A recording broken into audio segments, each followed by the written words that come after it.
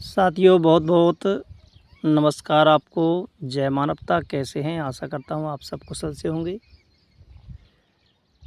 आज कुछ ऐसी चर्चा करने का विचार है कि जो कम ही लोग करते हैं। मैं आपको बताऊं,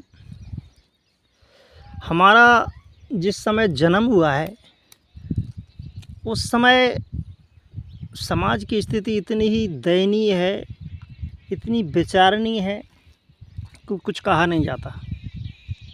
हम एक संगम युग में जी रहे हैं। हमने यह भी देखा कि जो हज़ारों सालों से चल रहा था, जो सिस्टम, चाहे फिर वो धर्म के क्षेत्र में हो, जाति के क्षेत्र में हो, या किसी भी वैज्ञानिक टेक्नोलॉजी आधुनिक उपकरण के क्षेत्र में हो, पूरा का पूरा बदलाव यहाँ देखने को मिलता है।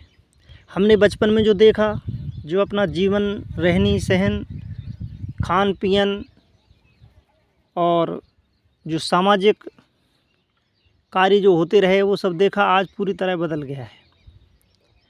आज हम एक नया जीवन, एक नई शैली, एक नए युग में जी रहे हैं। साथियों, मैं अपने आप को भाग्यशाली मानता हूं कि इस समय हमारा जन्म हुआ, कि जो हज़ारों सालों से जो सिस्टम चला आ रहा था, हमारे ही समय में बदला। देखिए, मानव कभी न कभी पैदा होता है। हर मानव हर वक्त पैदा नहीं होता। हम भी इस वक्त पैदा हुए, अब आगे पैदा होंगे, इसका कोई सिस्टम मेरी फिलॉसफी में तो नहीं है। हाँ, कुछ लोगों ने ज़रूर ऐसी थ्योरी दे रखी है कि भाई मरने के बाद पुनः जन्म होता है और पुनः जन्म के बाद फिर जन्म होता है, ऐसा जीव चलता रहता है। लेकिन जब मैंने गहराई से इस पर अध्ययन किया, रिसर्च किया, अनुसंधान किया, तो मालूम चला कि जब हमारी खोपड़ी मरघट पर पूरी तरह जला दी जाती है तो कुछ बचता ही नहीं। हमारे मस्तिष्क में जो भी मेमोरी है, जो न्यूरॉन है, जो भी सिस्टम हमारे मस्तिष्क में स्मृति का है, वो सारा ख़त्म हो जाता है। जैसे एक स्मृति कार्ड होता है मोबाइल में, उसमें जो भर दिया जाता है, हम उसको देखते हैं, सुनते हैं, वीडियो भी होते हैं, उसमें फिल्में भी होती हैं और भी सब कुछ उसमें भर दिया जाता है, फ़ोटो इत्यादि। परंतु जैसे ही वो मेमोरी कार्ड ख़राब हो जाता है, नष्ट कर दिया जाता है, तो उसकी सामग्री हमें पुनः प्राप्त नहीं होती। उसी प्रकार वैज्ञानिकों के अनुसार हमारे मस्तिष्क में भी ऐसी ही मेमोरी होती है। जब हम कोमा में चले जाते हैं, हमारे मस्तिष्क में कोई चोट लग जाती है, तो आपको पता है कि हमें कुछ ख्याल नहीं रहता कि हम कौन हैं, कहाँ के हैं, क्या है। हम चेतना शून्य हो जाते हैं। जब मात्र इतनी सी चोट लगने से हम चेतना शून्य हो जाते हैं, और जब पूरा मस्तिष्क ही सो जाता है, तो हम कहाँ फिर रहेंगे। हाँ, ये बात अलग है कि हम एक कल्पना सपने की भी कर लेते हैं कि भाई हम यहाँ सोते रहते हैं, फिर सपने में चले जाते हैं। परंतु साथियों, ये सब फिलॉसफी जो आई है, ये फिलॉसफी जिस पे आज हमारा जीवन आधारित है, हम जी रहे हैं, ये लगभग 2000 ईसा पूर्व के समथिंग में आप इसको समझ सकते हैं। एक प्रवाहण नाम का व्यक्ति हुआ, उसने अपनी धर्मपत्नी से कहा कि मैं अपने वंशजों के लिए, आगे आने वाली पीढ़ी के लिए एक ऐसी थ्योरी का निर्माण करूंगा जो हज़ारों साल तक लोग जिसके आधार पर जिएंगे। तो उसने ऐसी थ्योरी गढ़ी जिसमें स्वर्ग, नरक, पुनर्जन्म, ईश्वरवाद इत्यादि सब है। इससे पहले इतिहासकार बताते हैं कि हमारे देश में पूरी तरह नास्तिकवाद था।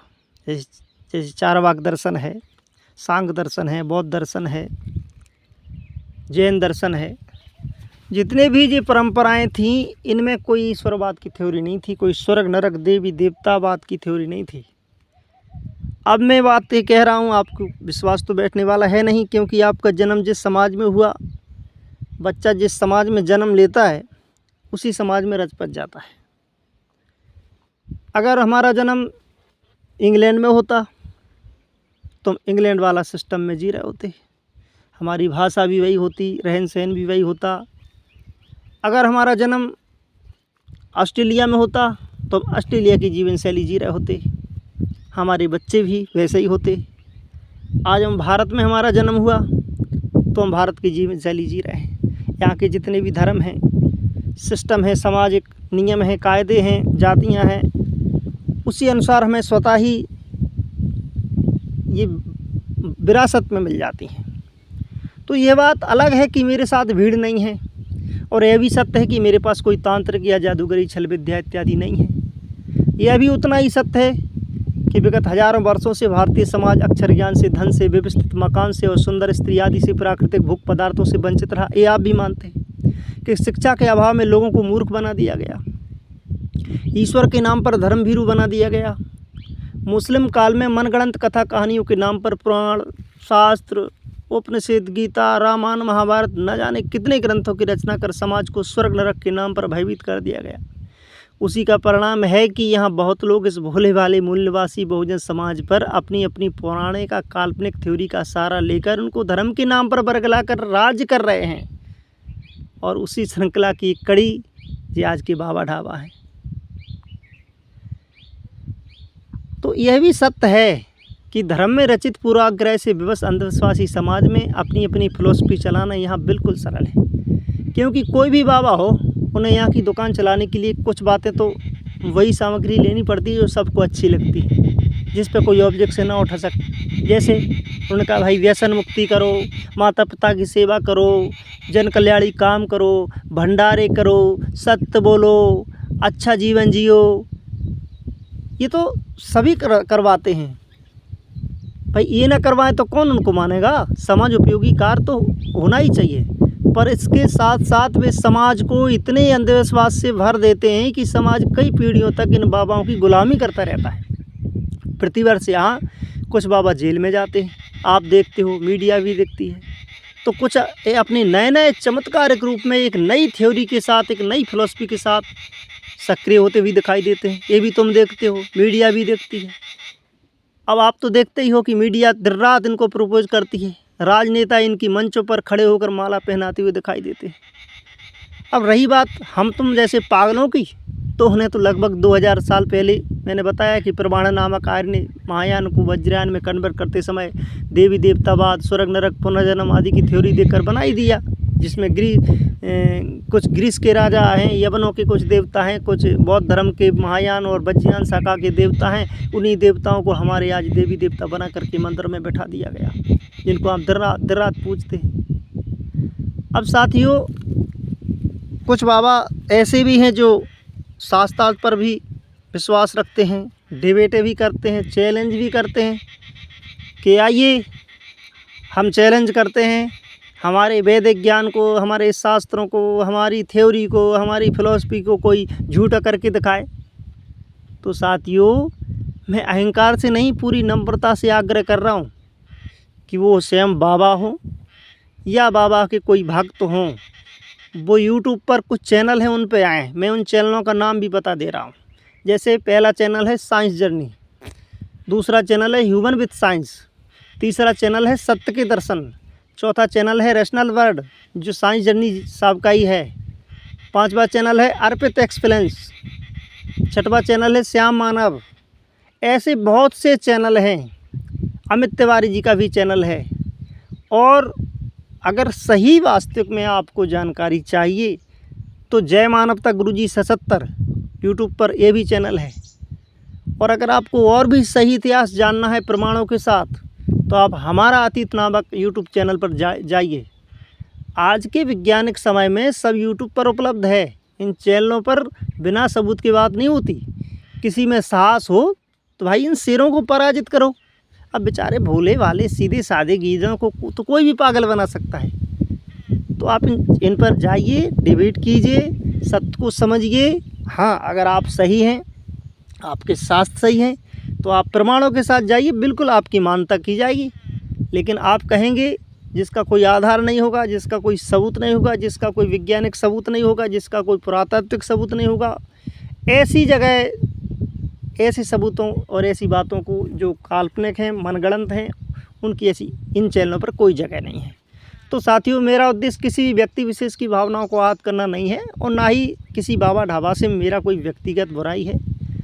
हाँ, अगर आपको मंच मिली है, आपके नीचे लाख लाख 2-2 लाख व्यक्ति बैठ रहे हैं, आप प्रवचन कथा कर रहे हो, तो मेरा आपको एक ही जो है शिक्षा है या मैसेज है या आग्रह भी समझ सकते हैं कि आप उन मंचों से समानता की शिक्षा क्यों नहीं देते। सही ज्ञान बांटो ना। क्या यहाँ सही ज्ञान नहीं है? क्या गप्पे ही हैं? यहाँ क्या काल्पनिक ज्ञान ही है? कुछ सच्चा ज्ञान है, जैसे कि जातिवाद है। जातिवाद को नष्ट करो, अंधविश्वास पाखंडवाद से समाज को मुक्त दिलाओ, समाज में यथार्थवादी वैज्ञानिक दृष्टिकोण अपनाओ, दीन गरीब असहाय निर्धनों की सहायता करो। जितना पैसा तुम्हारे पास आ रहा है जी आश्रम खुलवाने में लगे हो तुम, अरे उनके आप चिकित्सालय खुलवाओ, बढ़िया बढ़िया हॉस्पिटल खुलवाओ, विद्यालय खुलवाओ, भंडारे भी चलवाओ। मैं उनका विरोधी नहीं हूँ। अरे कम से कम उन लोगों को जो वज्रयान बौद्धिस्ट और ग्रीक यवनों की मिक्सिंग काल्पनिक देवी देवताओं के नाम पर जो अंधविश्वासी, तो मत बनाओ भाई उनको। अब तुम तो मरकर अपनी मूर्तियों में तब्दील हो जाओगे, तुम्हारी तो मूर्तियाँ बन जाएंगी, मंदिरों में तुम बैठ जाओगे। अरे अंधा असहाय निर्धन समाज अपने बच्चों का पेट काट कर तुम्हारी पत्थरों की मूर्तियों पर कब तक मिठाइयाँ चढ़ाएगा? इसका ख्याल है तुम्हें? बेचारे गांव खेड़ों में जाइए, बेबस होकर के अपने घर में पैसा नहीं होता लेकिन चंदा देना पड़ता है धर्म के नाम पर, समानता के नाम पर, नहीं तो उनको जाति से बहिष्कृत कर दिया जाएगा। दिन रात मजदूरी करके आपके धार्मिक कार्यों के लिए वो चंदा देते हैं। जिनको तुमने धार्मिक कार्य कह रखा है वो केवल लूट होती है आपकी। तो विचार करने की बात है साथियों। मैं ये नहीं कहता कि आप धार्मिक कार्य मत करो, अरे धार्मिक कार्य करो, लेकिन कम से कम अगर हाँ चंदा ही आप किसी गांव से ले रहे हो तो उसकी स्थिति देख कर ले। जैसे हर व्यक्ति से आपने लगा दिया 2000 रुपये, अब वो व्यक्ति 2000 रुपये महीने में ही नहीं कमा पा रहा है, उसको मजदूरी नहीं मिल रही है, उसने 2000 रुपये महीनों से देखे नहीं है, वो आपके चंदा के नाम पर 2000 रुपये कहाँ से दे दे?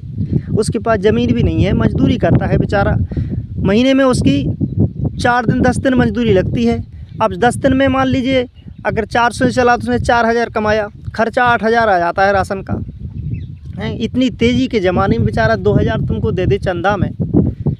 तो ये सब विचार करने की बातें हैं। हाँ, फिर भी अगर आपको मेरी बात कड़वी लगती है तो आप भाई अपनी ज़मीर से पूछिए, अपनी आत्मा से पूछिए, खुद जो है अपने अंदर जाइए कि मैं गलत कह रहा हूँ। तो मेरा उद्देश्य कोई गलत नहीं है, मेरी समझ से तो गलत नहीं है, लेकिन फिर भी आपको गलत लग रहा होगा, अरे हमारे देवी देवताओं को बुरा कर दिया, अरे हमारे शास्त्रों को बुरा कह दिया। नहीं, मैं किसी को बुरा नहीं कह रहा हूँ। आप खूब पूजा कीजिए, आप अपनी अपनी तरीके से अपने तीर्थों पर अपनी दुकान सजाइए, अपने अपने मंदिरों में अपनी अपनी आरती पूजा कीजिए, पर साथ में कुछ ऐसे काम भी कीजिए कि जैसे मंदिर के द्वार पर बैठे रहते हैं बेचारे दीन गरीब भिखारी, तो उनके लिए आप क्या कर रहे हो? अरे कम से कम 2 जून की रोटी की व्यवस्था उनकी कर दें। जो अपाहिज नहीं हैं, जो स्वस्थ हैं, छोटे छोटे बच्चे हैं, उनको उठा करके किसी जो है विद्यालय में आप भर्ती करवा दें। कितना पैसा आप दान धर्म में खर्च कर रहे हो, अरे उनको विद्यालय में आप जो है एडमिशन करवा दें उनका। अरे पढ़ लिख करके कम से कम उनकी संतानें भिखारी तो नहीं होगी। बहुत से कार्य हैं आप जो कर सकते हैं। आप, मैं तो कहता हूँ भारत धर्म ही भूल गया, भुला दिया गया।